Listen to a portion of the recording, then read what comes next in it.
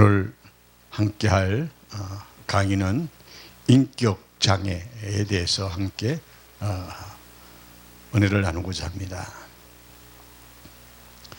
인격 장애라는 이 용어는 한 사람이 강범위하고 다양한 환경 속에서 보이는 지속적인 특징을 일컬어 하는 말입니다.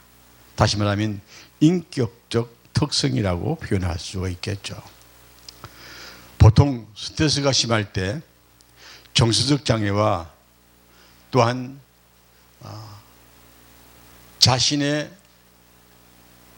생각지 않은 행동들이 따라 나올 수가 있습니다. 이것을 우리는 정서적 장애가 발생했다, 그렇게 이야기를 하죠. 예를 들어서 불안이 많은 사람이 스트레스를 받으면 불안장애나 공황장애로 발전하게 되어집니다. 대체로 정신장애는 갑자기 발생하는 것 같지만 갑자기가 아니라 내 속에 깊이 잠재되어 있다가 나타나는 것을 우리는 정신장애라고 이야기할 수가 있습니다. 인격장애라는 이 말도 사람이 가지고 있는 인격의 일부분으로서 오랫동안 내재된 특성들을 보여주게 되어집니다. 그러므로 사춘기로 거슬러 올라가 과거의 행동에 대한 타당한 설명을 자신에게 해줄 수 있으면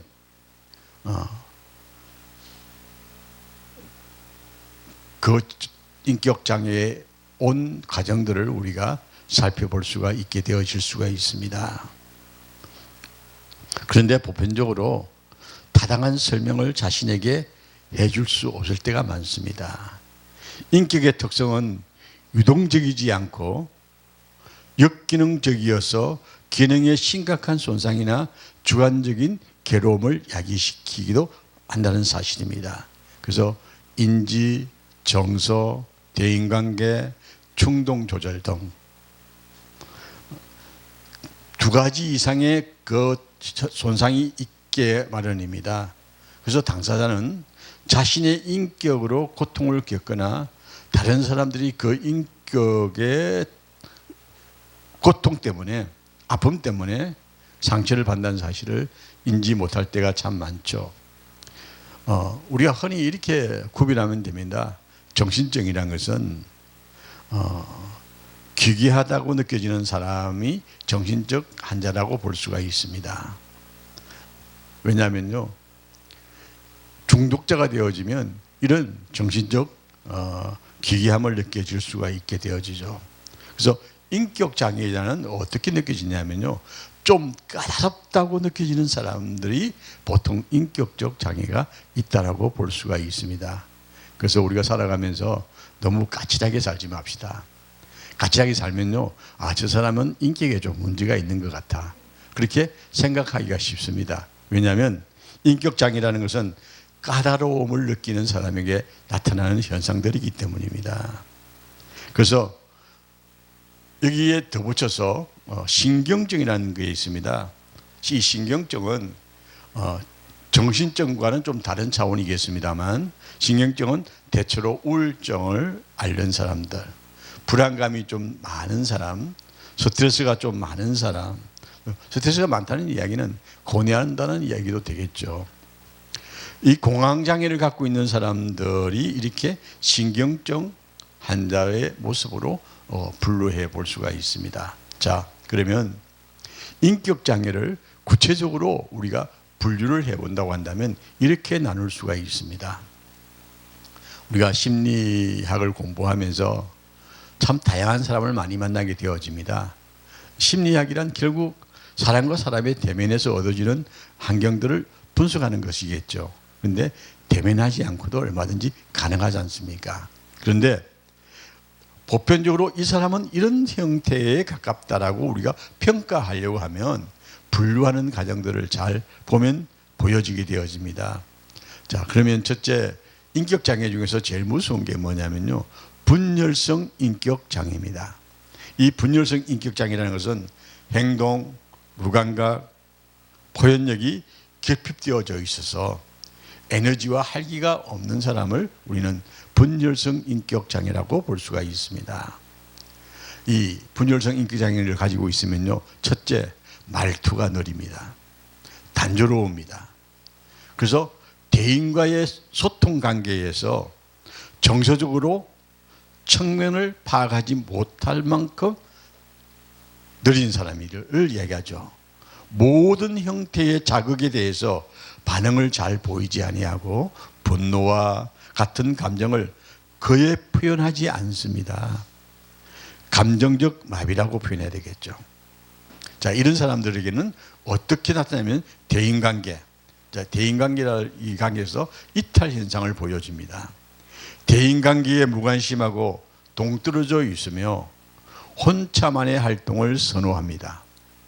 그렇다고 해서 혼자 있는 사람을 그렇게 분류할 수는 없겠죠. 그런데 어떤 모습으로 홀로 있기를 원하느냐 볼 수가 있습니다. 그리고 사물, 물건, 추상적인 것에 관심을 많이 기울인다고 할 수가 있습니다. 지금 우리 세대는요, 컴퓨터 기인들이 참 많아요. 컴퓨터에 빠져서 밖에 걸 전혀 무관심한 사람들이 있습니다. 다시 말하면 상상 속의 자기를 만들어가죠.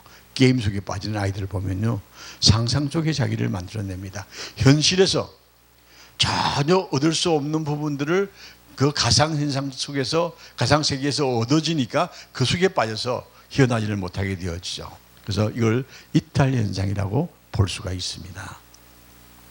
사람에게는 거의 관심이 없고 사회적 관계를 맺어야 할 상황에서 숨어버리며 대인 간의 신호를 읽어내거나 복잡한 대인관계 기술을 습득하지 못한 경향이 있습니다. 다시 말하면 자기 내면에서 물러나 있는 사람이라고 볼 수가 있습니다.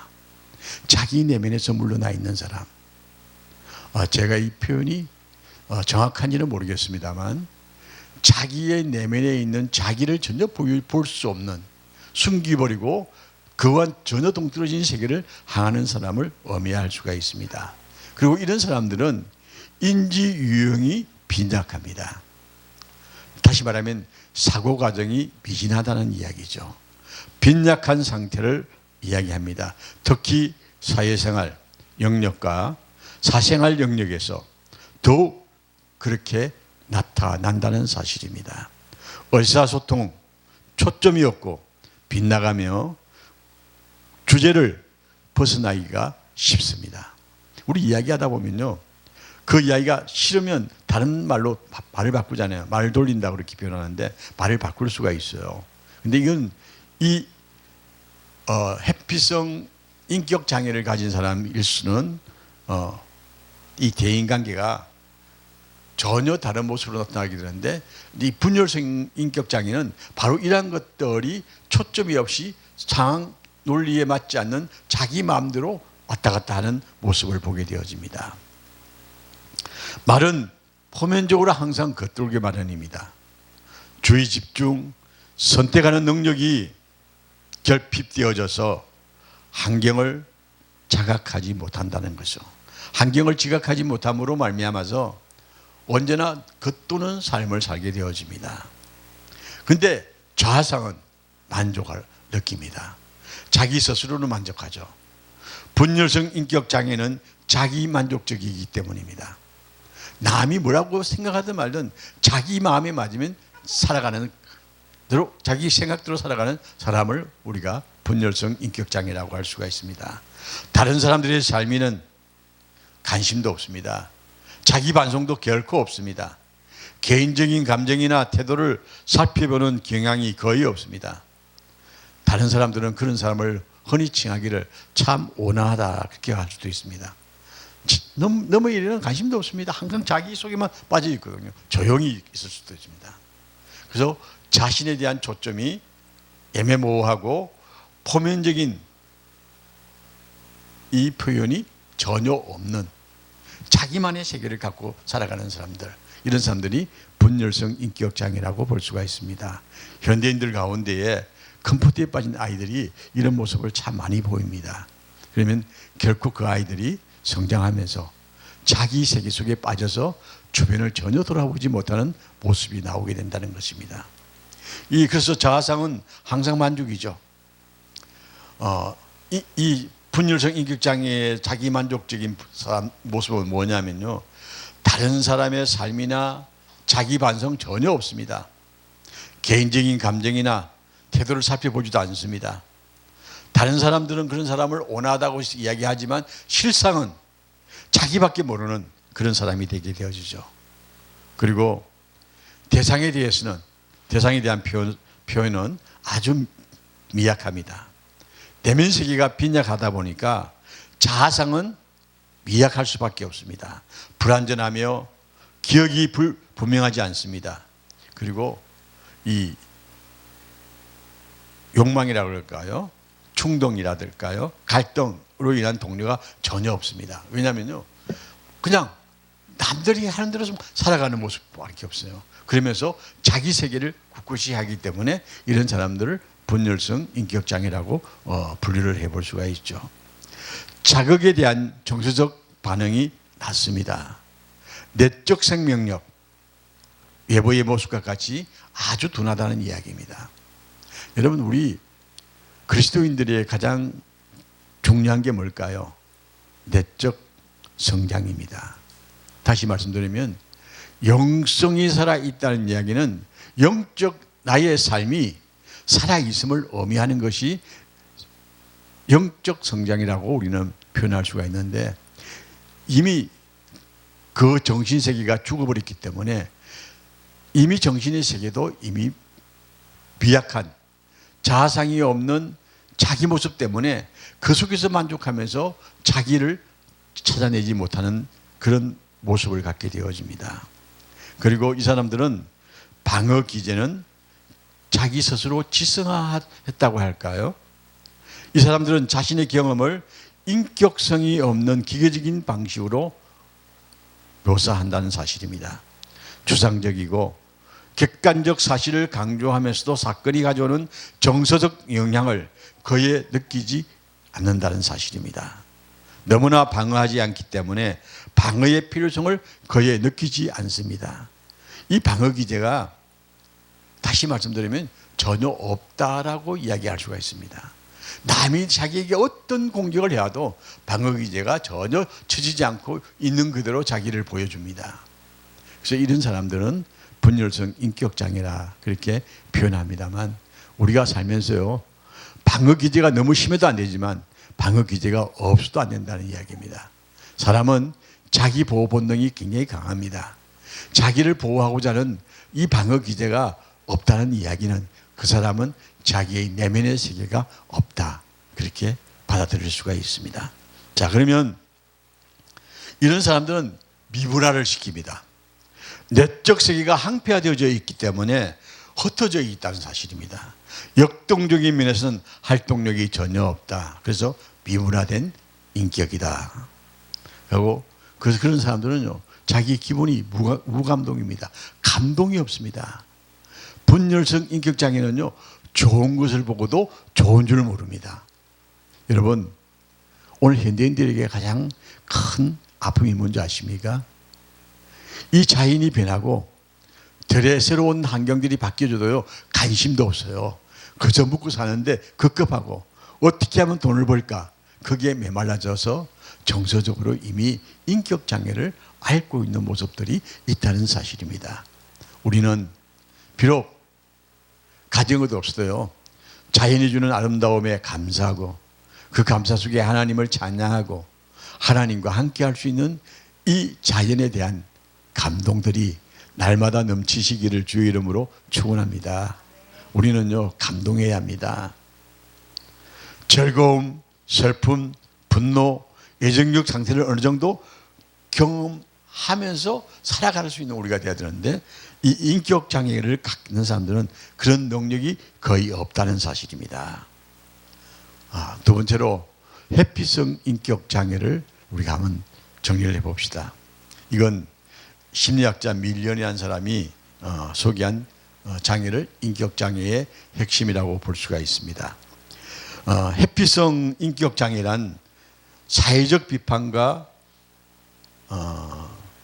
굴욕에 매우 예민합니다. 자, 이 말을 좀 더 어렵게 표현을 하면 할까요? 우리 말에 이런 말이 있죠. 방 안에서 만세 부른다는 이야기가 있습니다. 행동은 하지 않고 입으로만 하는 사람들이 참 많습니다. 물론 능력이 안 되니까 어쩔 수 없겠죠. 근데 사회적 비판도요, 너무 심하면 병입니다. 우리가 목회자들이 그렇잖아요. 목회자들이 이 사회의 변화에 아주 민감해야 합니다. 그래야 하나님의 계시를 볼 수가 있습니다. 그래서 신학을 하신 분들이 다양한 단원 공부를 많이 하게 되는데 사회적 비판과 굴욕에 매우 예민한 모습을 가지지 않는 게 좋습니다. 분열성 인격 장애와 달리 이 사람은 외로움과 격리감을 깊이 느끼며 외부에게서 오는 그러한 환경들을 고통스럽게 느낀다는 사실입니다. 물론 전도사의 우리 정치를 보면요, 답답해요. 왜 저럴까? 왜 저렇게 할 수밖에 없을까?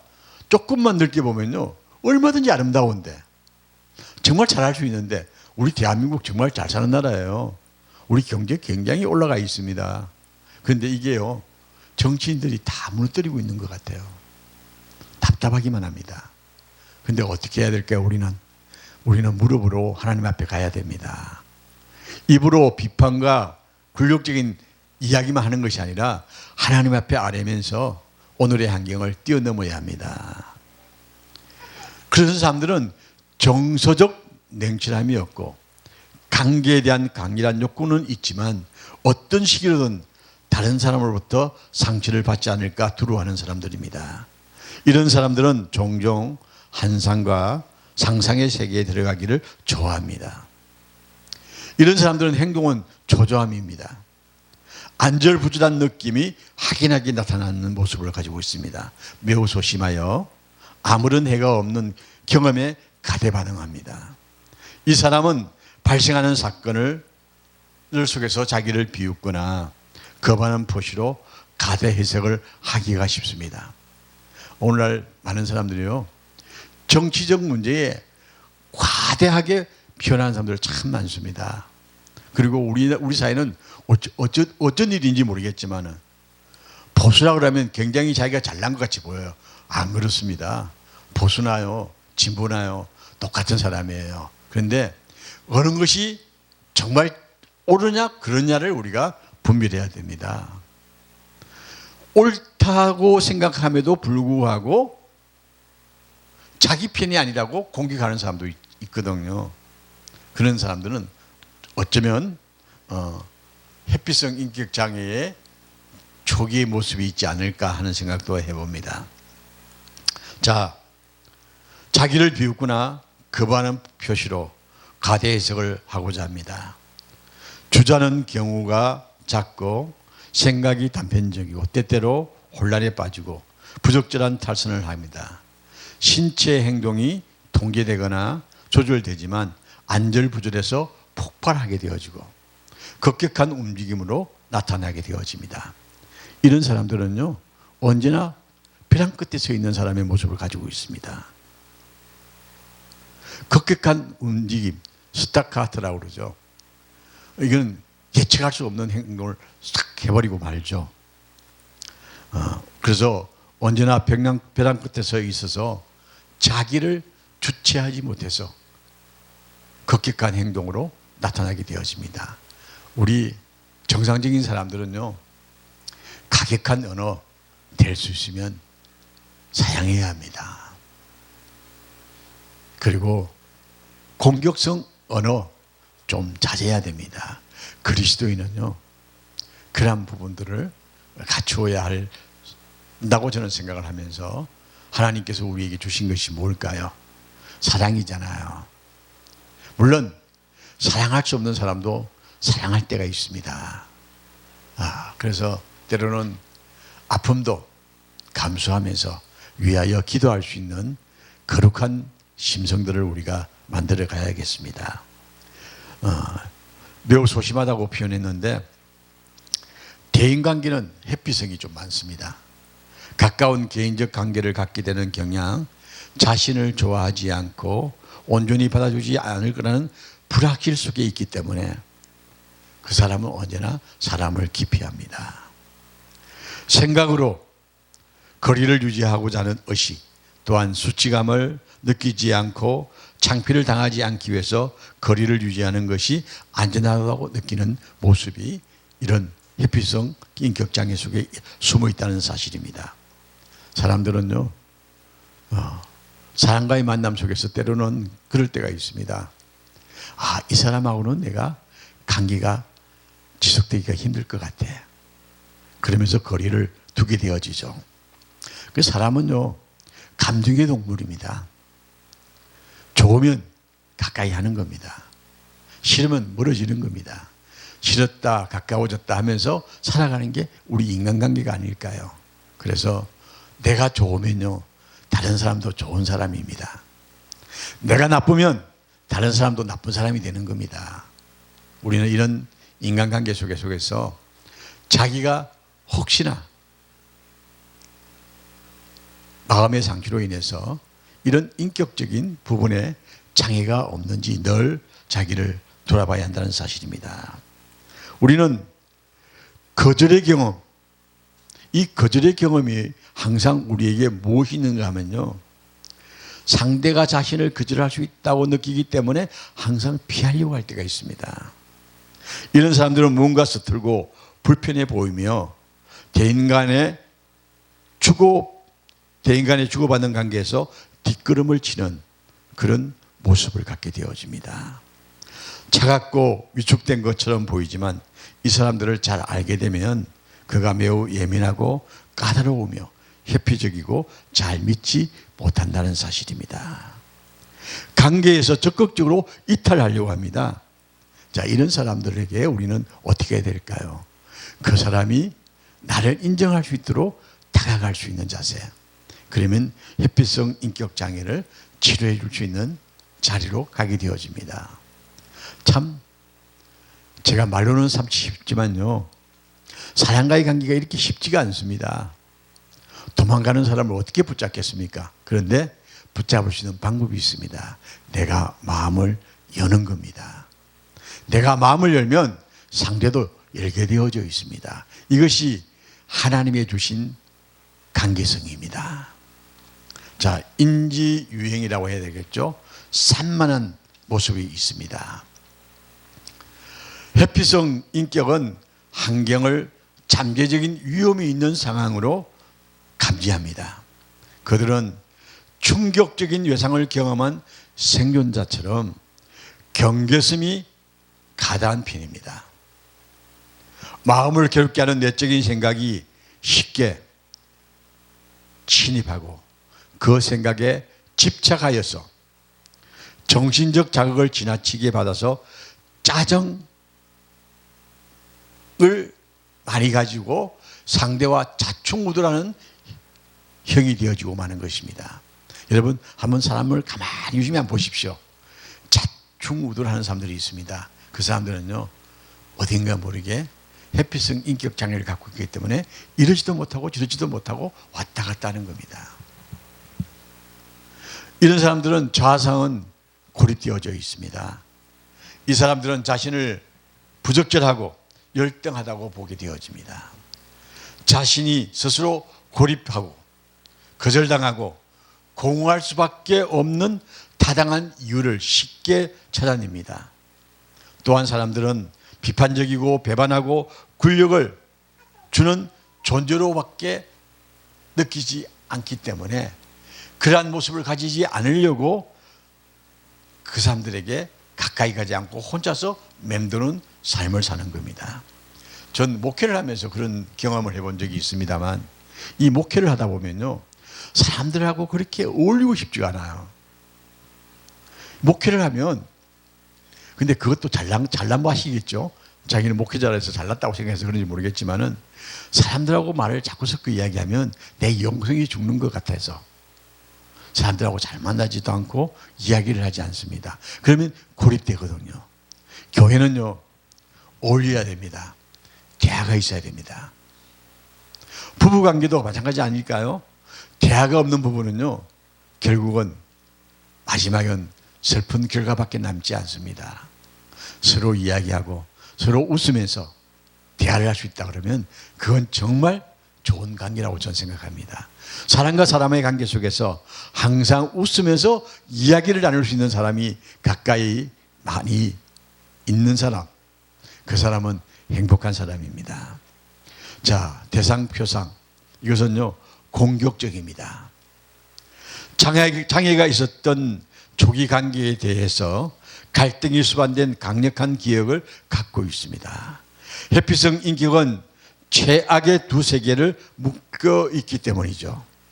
자기 주변의 스트레스를 회피하는 것과 상처로 인한 내면의 공허감이 그것입니다. 대개 그들은 아무런 위안이나 자유를 찾지 못하고 부정적이고 내면의 비판자가 정신의 세계를 지배하고 있기 때문입니다. 자, 내면의 비판자. 사람은요, 부정적으로 자기의 내면을 비판하기 시작하면요, 공허감이 옵니다. 이것이 나를 지배하기 시작하면 하나님이 없는 삶을 살기 수밖에 없습니다. 여러분 마음속에 여러분의 내면을 칭찬할 수 있고 위로할 수 있는 그런 마음들을 내가 표현할 수 있다고 한다면 우리는 행복한 삶을 이어갈 수가 있을 줄 압니다. 저 같은 경우는 일주일에 하루는 꼭 나를 위해서 사용합니다. 그날은 세상 사람 만나지 않습니다. 나 홀로 하나님과 만남, 그리고 내가 좋아하는 노래도 부르고 내가 좋아하는 책도 보고 막 그렇게 하면서 하루를 나를 위해서 사용합니다. 제가 목회를 하면서 느낀 게 나를 위해서, 나를 행복하게 위해서 시간이 필요하다는 사실을 전 목회 현장에서 참 많이 깨달았습니다. 여러분들도 자기를 칭찬하고 자기를 기뻐하게 할 수 있는 행복한 시간들을 가질 수 있다고 한다면 그건 잘 사는 인생이라 전 평하고 싶습니다. 그리고 이 회피성 인격 장애자들은 상처를 잘 입습니다.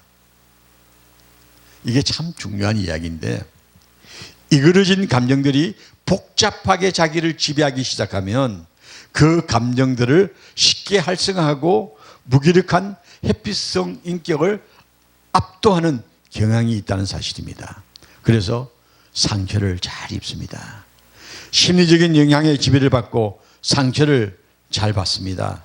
예전과 위로에 대한 욕구 등이 내적 갈등으로 있게 되어져서 예측은 하지만 육신 때문에 다른 사람을 향해서 시범적인 노력을 해보지 못하고 마는 것입니다. 여러분, 우리 그리스도인들은요, 상처를 안 입어야 됩니다. 누가 뭐라고 해도요, 허허 웃을 수 있는 여유가 있어야 합니다. 하나님은요, 우리에게 위대한 자존감을 주셨습니다. 전 항상 교회에서 생활할 때 그런 이야기를 합니다. 교회들 중에 좀 예를 먹이는 사람들도 있죠. 그런 사람들을 만날 때 항상 그럽니다. 내가 한 가지 물어보겠다고 이야기를 합니다. 기차가 가는데 개가지 있으면 기차가 갈까 못 갈까? 그러면 기차가 가죠. 그래요. 개는 지수도 기차는 갑니다. 라고 그 이야기로 끝내버려요. 생각이 있는 사람은 자각을 하겠죠. 그렇게 상처를 입지 말아야 합니다. 특히 목회를 하시는 분들, 마음의 상처 하나님께 아뢰어서 풀어야 합니다. 사람과의 관계도 마찬가지입니다. 상처를 풀어야 합니다. 자, 희피성 장애를 가지고 있는, 인격 장애를 갖고 있는 분들은 기분이 어떠냐가 참 중요합니다. 어떨까요, 기분이? 여러분, 기분이 고뇌에 쌓여 있으면 어떨까요? 인생은 슬픕니다.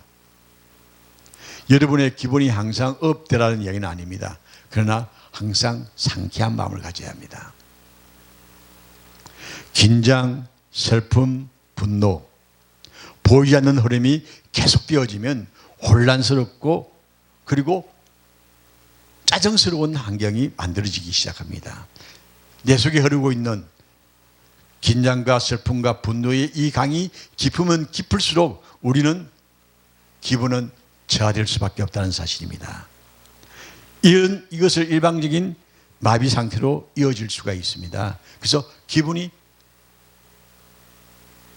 다운되어서 그냥 마비 상태가 되어져 버리고 맙니다. 자신이 비판받을 것이라고 예상하고 상황을 부정적으로 내다보고 고통을 회피하며 어떤 것도 필요로 하지 아니하고 어느 누구도 의지하지 않는 그런 모습을 가지려고 애를 씁니다. 실제적으로는 자신을 부인하는, 자신이 필요하다는 사실을 인정하지 않는 그런 모습이 되고 마는 것입니다. 고뇌할 이유 없습니다. 우리는 주님께 맡길 수 있지 않습니까? 그래서 이렇게 되어지면 회피성 인격장애를 지나가면 어전성 인격장애가 나타날 수가 있습니다. 자신을 배제하고 상대방의 말에만 무조건 따라가는, 움직이는 온순한 척함으로 굽슬거리기까지 하는 사람들, 이런 사람들을 어전성 인격장애라고 볼 수가 있습니다. 제가 저에게 주어진 시간이 짧기 때문에 오늘은 요 정도까지만 하고 다음에 계속해서 이야기를 하겠습니다만, 이 어전성 인격장애는 상대에게 매달리는 무기력함을 가지고 있고 열등감을 가지고 있고 자신을 깎아내리게 되어집니다. 프로이드의 구강기 성격을 예를 들 수가 있죠.